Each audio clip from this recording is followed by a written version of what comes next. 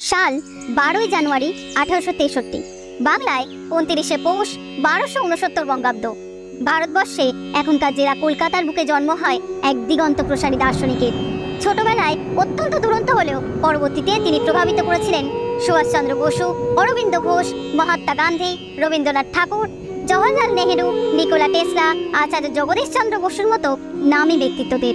তো চলুন আজ জেনে নেওয়া যাক সেই মহান ব্যক্তির বিলে থেকে বিবেকানন্দ হয়ে ওঠার অজানা কিছু কাহিনী। স্বামীজির পূর্বের নাম নরেন্দ্রনাথ দত্ত, সেটা সকলেরই জানা, কিন্তু তার মায়ের বিশ্বাস ছিল কাশীর বীরেশ্বর শিবের অনুগ্রহে এই পুত্র লাভ, তাই তিনি পুত্রের নাম রাখেন বীরেশ্বর। এই বীরেশ্বর থেকেই তার বীরে ডাকনামের উৎপত্তি। স্বামী বিবেকানন্দের পূর্বপুরুষদের আদি নিবাস ছিল বর্ধমান জেলার কালনা মহকুমার ডেরাটোনা গ্রামে। ব্রিটিশ আমলের শুরুতে তারা কলকাতায় চলে আসেন, প্রথমে গড়গোবিন্দপুরে, পরে উত্তর কলকাতার সিমলায়। বিবেকানন্দের বাবা ছিলেন বিশ্বনাথ দত্ত এবং তার মা ভুবনেশ্বরী দেবী। ছোটবেলা থেকেই বীরের মধ্যে দেখা যেত অসাধারণ মেধা, তেজস্বিতা, সাহস, স্বাধীন মনোভাব, হৃদয়বত্তা, বন্ধুপ্রীতি আর খেলাধুলার প্রতি আকর্ষণ। সেই সঙ্গে ছিল প্রবল আধ্যাত্মিক তৃষ্ণা। ধ্যান খেলতে খেলতে সত্যি গভীর ধ্যানে ডুবে যেতেন তিনি। প্রথম জীবনে গৃহশিক্ষকের কাছে প্রারম্ভিক শিক্ষা অর্জনের পর মেট্রোপলিটন ইনস্টিটিউট থেকে নরেন্দ্রনাথ প্রথম বিভাগে প্রবেশিকা পাশ করে প্রেসিডেন্সি কলেজে ভর্তি হন। সেখান থেকে এলেন স্কটিশ চার্চ কলেজে। এখান থেকে এফএ পাশ করে দর্শনশাস্ত্র নিয়ে বিএতে ভর্তি হন। এই কলেজ থেকেই দর্শনশাস্ত্র নিয়ে স্নাতক হন তিনি। ছোটবেলা থেকেই ঈশ্বর বিশ্বাসী নরেন্দ্রনাথ সংকীর্ণ জাতপাতের গণ্ডির মধ্যে আবদ্ধ থাকেননি, বরং ছাত্রাবস্থায় ব্রাহ্ম সমাজে নিয়মিত যাতায়াত করতেন। এরপর 1881 খ্রিস্টাব্দের নভেম্বর মাসে কলকাতায় সুরেন মিত্রের বাড়িতে শ্রীরামকৃষ্ণের সঙ্গে প্রথম দেখা হয় তার। দ্বিতীয় দর্শন হয় দক্ষিণেশ্বরে।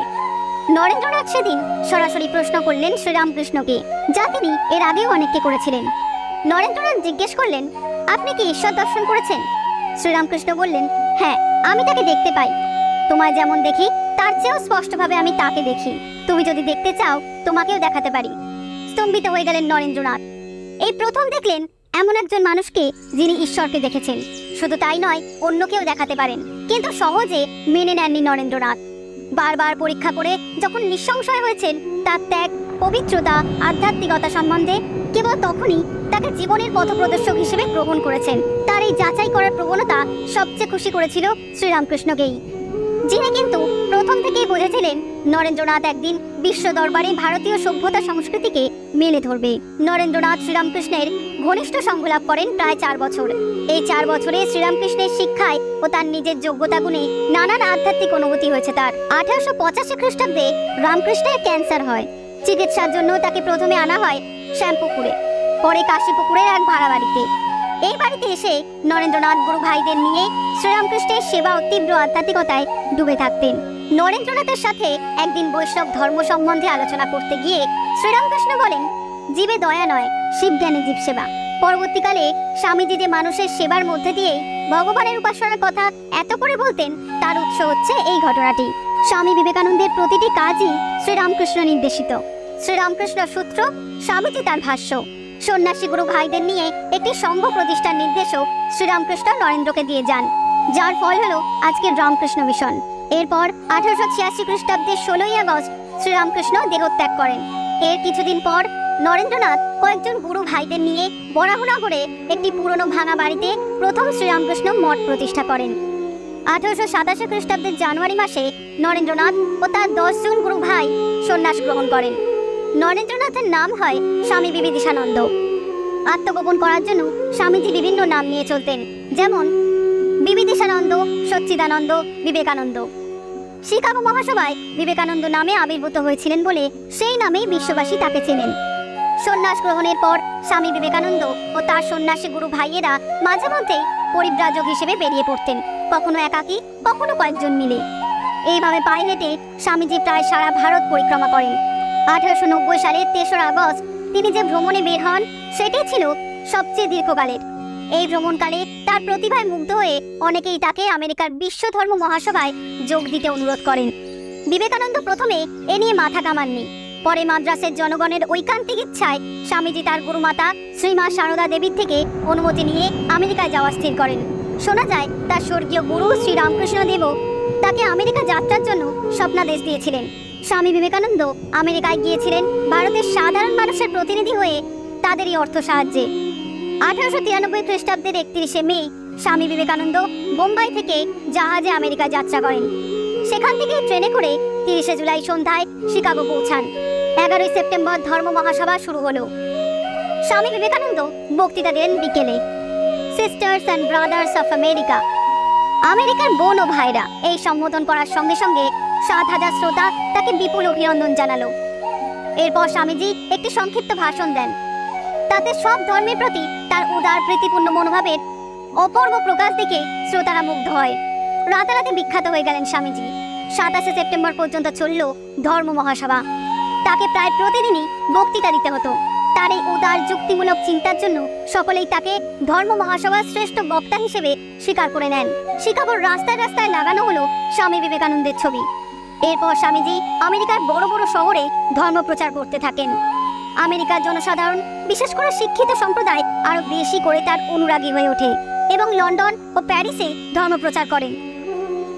পাশ্চাত্যে তার অভিনব সাফল্য দেশবাসীদের মনে যে আত্মবিশ্বাস ও আত্মমর্যাদা জাগিয়ে তুলেছিল, তাতে ভারতবাসী মাথা উঁচু করে দাঁড়িয়ে আবিষ্কার করেছিল বিশ্বের সভ্যতা ভাণ্ডারে তাদের অবদান পাশ্চাত্যের চেয়ে কম নয়, বরং বেশি। এই উপলব্ধি যে এনে দিয়েছিল, সেই জাদুকরের মতো মানুষটিকে বরণ করার জন্য গোটা দেশ অধীর আগ্রহে কম্পমান। তখন স্বামীজি কলম্বে পৌঁছে দেখলেন গোটা দেশে কৃতজ্ঞতা এক অভূতপূর্ব অভিনন্দনের রূপ নিয়েছে। এরপর 19শে ফেব্রুয়ারি কলকাতা পৌঁছলেন স্বামীজি। পাশ্চাত্যে অবিরাম বক্তৃতা আর ভ্রমণ, তার উপর সমগ্র দেশবাসীর স্নেহের অত্যাচার, এসবের ফলে স্বামী বিবেকানন্দের শরীর এবার ভেঙে পড়ল। কিন্তু তারই মধ্যে শ্রীরামকৃষ্ণ উপদিষ্ট পথে সন্ন্যাসী সংঘকে স্থায়ী ভিত্তির উপর দাঁড় করানোর জন্য চেষ্টা করলেন তিনি। স্বামী রামকৃষ্ণানন্দকে মাদ্রাসে পাঠালেন শাখা কেন্দ্র গড়ে তুলতে।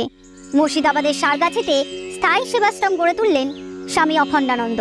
অন্যান্য সন্ন্যাসী ভাইদেরও নির্দিষ্ট দায়িত্ব দিলেন। 1897 খ্রিস্টাব্দের 1 মে স্বামীজি রামকৃষ্ণ মিশনের আনুষ্ঠানিক প্রতিষ্ঠা করলেন।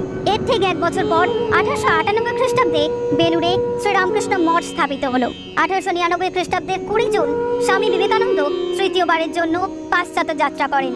আমেরিকায় এবার প্রায় 1 বছর ছিলেন এবং 90টিরও বেশি বক্তৃতা দিয়েছিলেন তিনি। স্বামীজির এবারকার পাশ্চাত্য ভ্রমণের মূল উদ্দেশ্য ছিল বিদেশে তার প্রতিষ্ঠিত কাজকর্ম কিরকম চলছে তা দেখা এবং তার ভিত্তি সুদৃঢ় করা। তিনি প্যারিস, ভিয়েনা, কনস্টান্টিনোপল, এথেন্স ও মিশর হয়ে 9 ডিসেম্বর বেলুড় মঠে ফিরে আসেন। 1900 সালে দেশে ফিরেই 27শে ডিসেম্বর স্বামীজি মায়াবতী রওনা হন। সেখান থেকে ফেরেন 24শে জানুয়ারি 1901 সালে। 6 ফেব্রুয়ারি ট্রাস্ট ডিড রেজিস্ট্রি হয়। 10 ফেব্রুয়ারি মঠের ট্রাস্টিদের অনুমোদন ক্রমে স্বামী ব্রহ্মানন্দ রামকৃষ্ণ মঠ ও মিশনের অধ্যক্ষ এবং স্বামী শারদানন্দ সম্পাদক হন। এইভাবে সংঘের সমস্ত কার্যের মোহ ত্যাগ করে শেষ 2 বছর স্বামীজি মহাসমাধির জন্য প্রস্তুত হতে থাকেন। স্বামীজি দেহ ত্যাগ করেন 1902 খ্রিস্টাব্দের 4 জুলাই। সন্ধেবেলা বেলুড় মঠে নিজের ঘরে ধ্যান করছিলেন।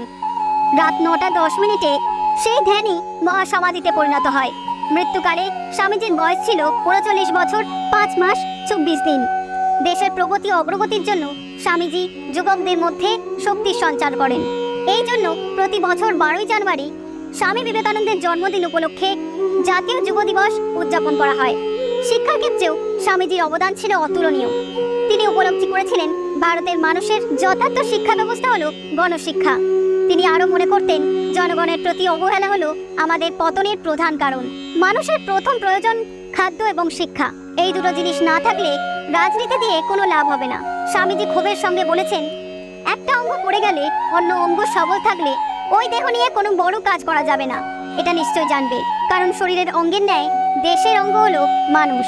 তাই তিনি শিক্ষাকে মুষ্টিমেয় কয়েকজনের মধ্যে আবদ্ধ না রেখে আপামর জনগণের মধ্যে ছড়িয়ে দেওয়ার কথা বলেছেন।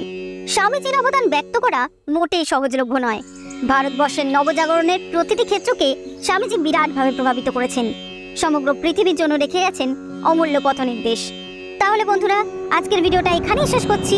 আর নতুন নতুন ইনফরমেটিভ ভিডিও পাওয়ার জন্য চ্যানেলটিকে সাবস্ক্রাইব করে আমাদের পাশে থাকুন।